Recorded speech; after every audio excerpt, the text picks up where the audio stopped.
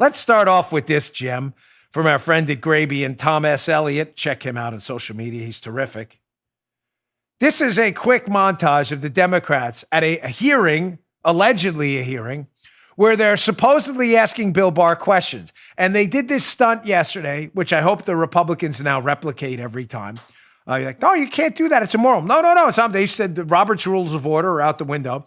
Here's a montage of the Democrats shutting Bill Barr down as he tries to answer every question with the reclaiming the time stunt. Check this out. Isn't that correct? No. What is correct is that what is correct that on February 10th, Monday, I gave instructions as to what reclaiming my time. Yeah, I'm answering your question. Well, you got to let him answer. Reclaiming my time. On February 10th, sir. On February 10th, I directed. Reclaiming my time, sir. Reclaiming my time, and I know you don't want to answer. You are wrong, Mr. Attorney General. He's found the investigation had been initiated properly. He said he found reclaiming my time without political bias. He said he and found in no April, evidence. Reclaiming my time. Reclaiming my time. Reclaiming my time without any remedy at all. I'm reclaiming my time. When people resist law enforcement, they're not peaceful. Reclaiming my time. I'm surprised at your lack of respect. Gentleman does not have the time. I don't want the time. I want the Attorney General to be able to have enough time to respond to accusations and questions asked him, and you guys not cut him off. What you want is irrelevant. Do you have anything you want to say in response to the speeches that have been given by the other side, and then you've been cut off? Yeah, well, let's on Lafayette. The gentleman's time has expired. Tell me the name of the cases. I don't have the name of the cases. Where South were Carolina and Alabama. You'll have a chance to comment after your testimony is done here today. That it is not a self-defining term, as they only got 2 minutes, sir. That they recognized. Mr. Barr, if I may. Yeah, but this is a hearing. I thought I was the one that was supposed to be heard. Well, and I'm going to get there. What was the point of that? I listened to that whole thing yesterday. What was the point? I don't understand what the point of that was. Did you hear that one dope from Arizona? The Democrat was his name, Stanton. He's like, no, you'll have a chance to comment when the hearing's over.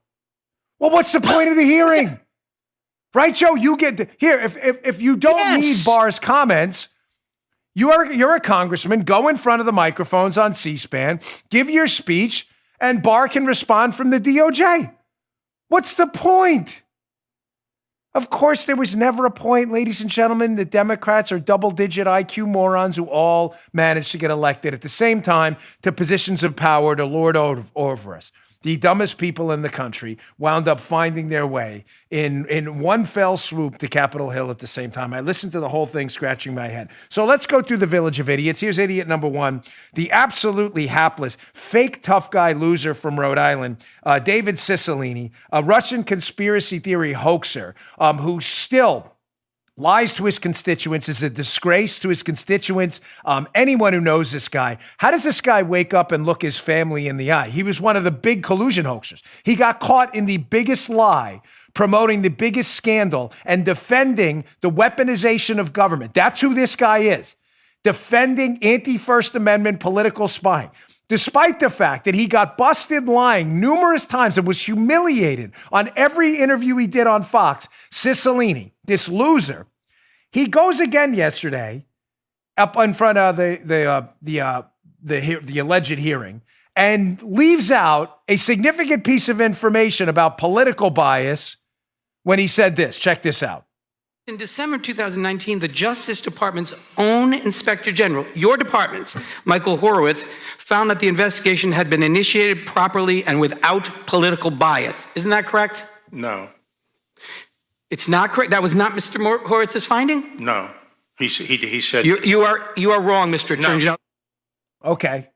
Now, Cicilline's a fascinating little loser because Cicilline leaves out these key facts about what Horowitz said. Now, you may say, well, Dan, how do you know that? Because I have the actual video of Horowitz saying it. Cicilline says, well, Horowitz said that, the initiation was, Horowitz did say that it was initiated. He didn't have any evidence. The investigation was initiated without political bias.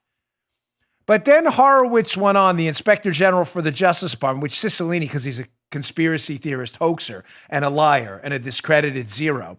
No, keep in mind, Barr can't say this, but I can. Here's what Horowitz actually said. Let's play two clips about what the real political bias was, which Cicilline left out. Check this out. Is it correct that you found no evidence that the investigation was motivated by anti-Trump or political bias? Is that correct? We found no evidence that the initiation of the investigation was motivated by political bias. It gets murkier. The question gets more challenging, Senator, when you get to the FISA and when you get to the attorney's actions, for example, in connection with that FISA. Right. Did they have a duty to report to their supervisors and eventually to the court exculpatory information? Absolutely. They did not. They did not. Why? That's the question I can't specifically answer for you. Can you say it wasn't because of political bias? On decisions regarding those FISA matters, I do not know their state of mind at this point. Okay, so just to be clear, because that's not me in like a Michael Horowitz costume. Yeah, but that would be some really good makeup. That's Horowitz himself contradicting what Cicilline said. Cicilline, so you're saying this thing was initiated without political bias. And then he went on to caveat it by saying, well, he couldn't eliminate political bias for the decisions later in the FISA. Cicilline leaves that out because he's a liar. And I'm really sorry if you believe this zero. I'm really sorry. You may say, gosh, so Horowitz didn't say there was no political bias in the case? No, that's not what he said. Matter of fact, Horowitz went on later to talk to Senator Ron Johnson in a hearing, and he indicated there may have been even more political bias that Cicilline conveniently left out because he's a liar and a loser. That's what he does. Here's Horowitz in Horowitz's own words. But you definitely, in both these investigations, you found political bias. We found, through the text messages, evidence of people's political bias, correct. Also, political motivation. For example, Bruce Ord talked about how Christopher Steele was desperate to make sure that President Trump didn't become president. Well, as to Mr. Steele, that was, of course, a very important part of this discussion, is when they understood his motivations and his potential bias. And we have the November statement from Mr. Orr that he had been told by Mr. Steele that he was desperate to prevent. So again, so you're not denying. Joe, did I hear that right? So he did find political bias. I'm just checking. Okay, I did. Paul, did I hear that right? Yeah. Okay, good. Thank you. Again, come to this show if you're interested in the facts. If you want to hear lies, listen to the loser from Rhode Island, David Cicilline, who's been caught promoting political spying, the weaponization of government and law enforcement. He's been caught lying on the record multiple times. He has no credibility. Why would you listen to a known liar? A known liar who supports police state spying, who's a rude and obnoxious little punk, to an actual public servant, Bill Barr. Why would you listen to this loser? Again, an intellectual lightweight, a dunce, and luckily a guy who doesn't have 1/1000th of the platform I do to call him out on his known lies. I just played for you what Horowitz actually said, which contradicts Cicilline's characterization of it. He leaves off all the rest of it.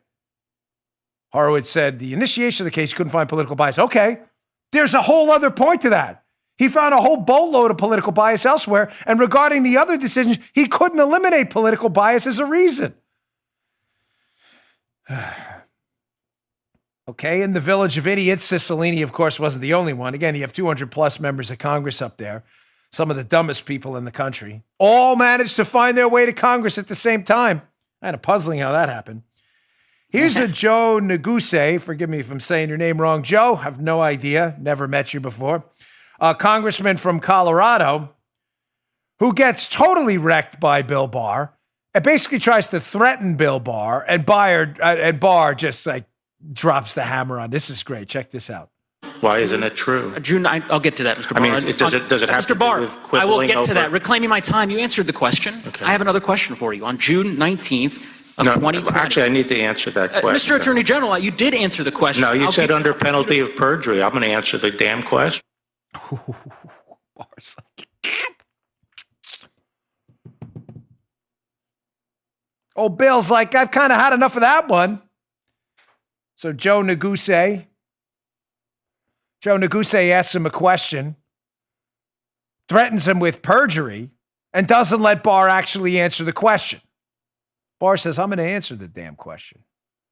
Again, how Neguse thinks this looks good for him, I'm unsure. Neguse may think this looks good to the 10% of radical leftist lunatics in the country. To the rest of us, you look like a dunce. In the interest of time, because there were so many lowlights from yesterday's Village of Idiots, here's hapless Congressman from Maryland District 8, who I know well, was one of the biggest losers in Maryland politics before he managed to win an election amongst other losers in a primary for a congressional seat vacated by Chris Van Hollen when he became the hapless senator from Maryland. So Captain Hare, Jamie Raskin, you have Captain America, Joe knows Raskin well. This is like, Captain the Thor, the Iron Man of hair, Jamie Raskin, who I humiliated in a hearing when he tried to challenge me on what a chokehold was. Jamie Raskin with all his police experience. So here's Jamie Raskin yesterday asking Bill Barr about the Lafayette Park in front of the White House when Lafayette Park was cleared, and then later on President Trump went out there and took the photo. Remember that there's a church behind where President Trump took that photo that the rioters tried to burn to the ground. So Raskin had a question about that, and Barr, again, just drops the hammer. And this is beautiful. Check this out. Are you aware that the rector of the church, that the Episcopal Archbishop of Washington and the presiding bishop of the Episcopal Church nationally, along with the Catholic bishop of the Archdiocese of Washington, all denounced this police assault on the civil rights and civil liberties of the people? Did they do that before or after the fire was put out? Well, all that.